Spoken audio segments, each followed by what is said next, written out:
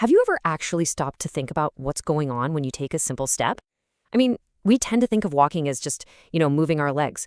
But biomechanically speaking, it's literally a miraculously orchestrated, controlled forward fall. Seriously, every single step you take is this crazy sequence where your body weight just falls forward and your limb rapidly shoots out to catch it.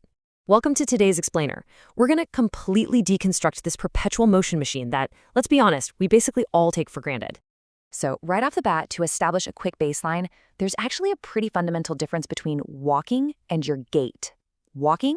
Well, that's just the basic physical process of locomotion, moving from point A to point B. But gait, your gait is the highly unique manner or style in which you move. It's this beautiful orchestrated series of movements involving your muscles, your joints, your entire nervous system. It effectively acts as your own individualized biomechanical signature. Nobody walks exactly like you do. Okay, let's dive into this. Here's our roadmap for today. We'll start with the magic of walking, look at the normal gait cycle, explore energy slings, touch on pathological locomotion patterns, and finally wrap up with the Trendelenburg gait. Section 1. The magic of walking, a perpetual motion machine.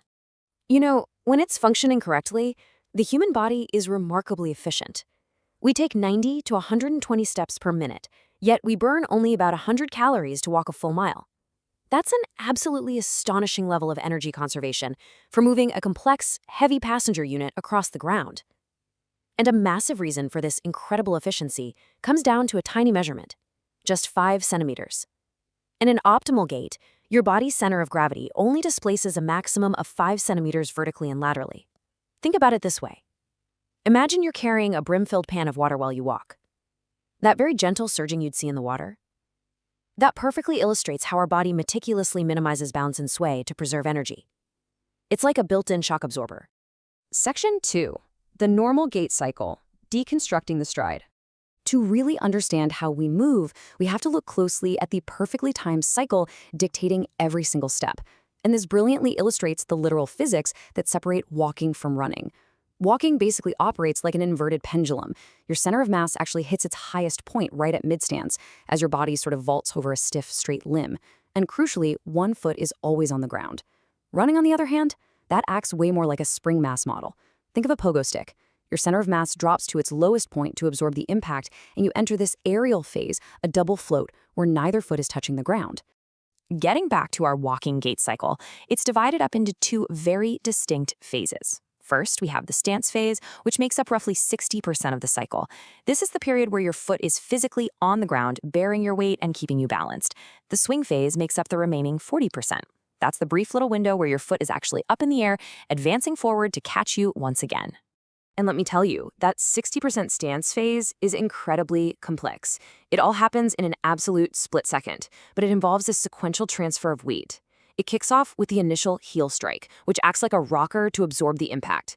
Then your foot flattens out during the loading response, rolls right through mid-stance over the ankle, lifts the heel in terminal stance, and finally, it uses the metatarsal heads, the balls of your feet, for a massive, powerful push-off during pre-swing. The whole shebang happens in the blink of an eye. Section 3. The body's energy slings, the hidden anatomical engine. You see, muscles alone just cannot create the monumental push required for continuous walking. They desperately rely on a hidden, elastic energy storage system. It turns out our body utilizes literal slings made of muscle, tendon, and fascia to store and release kinetic energy. For example, your tibialis anterior, that's on the front of your shin, links right under your foot to the peroneus longus. Together, they form an actual anatomical stirrup. But what's even more amazing is the oblique sling. Get this, your gluteus maximus on one side links through the fascial web of your lower back all the way up to the latissimus dorsi muscle on your opposite shoulder.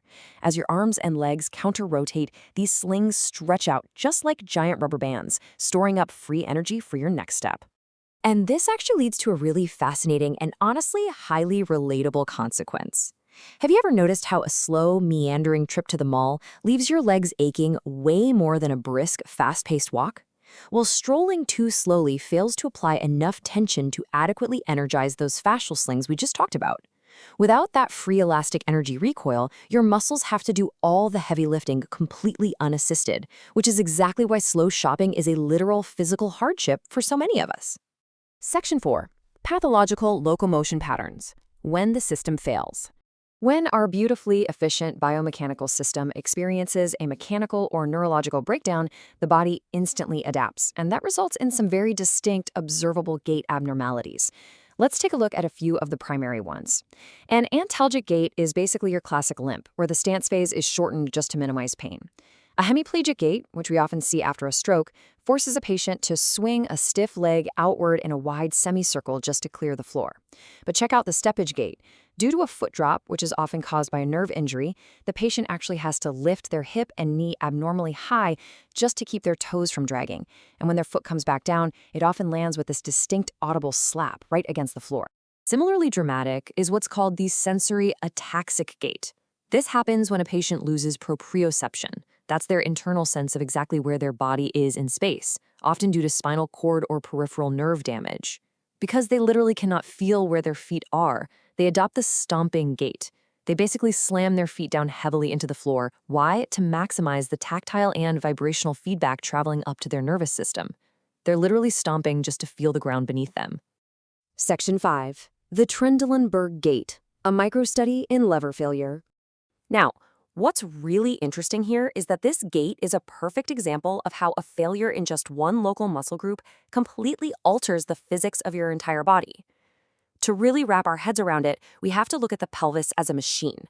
The hip joint and its abductor muscles, specifically the gluteus medius and minimus, behave exactly like a class 1 lever. You've got the effort and the load sitting on opposing sides of a fulcrum. When you lift one foot off the ground to take a step, the gluteal muscles on your standing leg have to fire vigorously.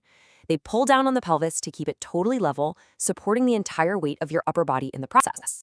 So what exactly happens when this lever breaks? A Trendelenburg gait kicks in when any of the 3 lever components fail. The fulcrum itself can fail due to hip joint decay, like osteonecrosis. The lever, which is the bone, can fail from a fracture or a non-union.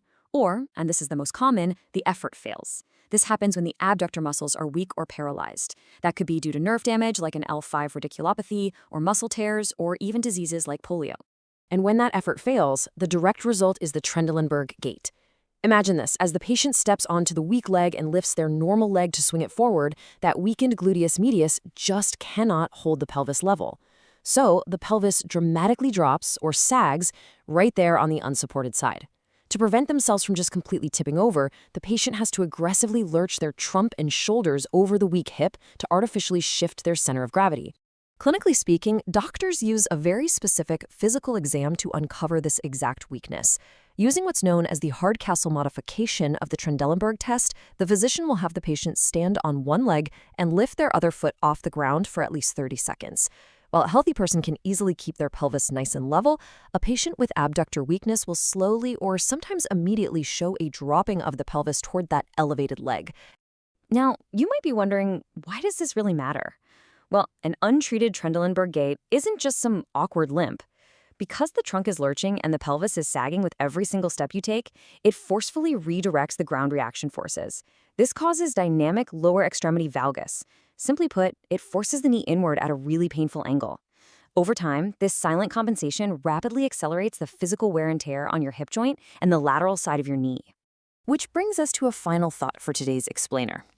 We take 90 to 120 steps every single minute, entirely unconscious of the massive biomechanical orchestration required just to keep us upright. Every single step is this perfectly timed sequence of falling, catching yourself, and storing up elastic energy. But as we've seen, when one tiny lever fails, the whole system shifts just to protect itself. So next time you go for a walk, ask yourself, which parts of your machine might be silently compensating for you right now? Thanks so much for tuning in, and keep exploring the amazing mechanics of the world around you.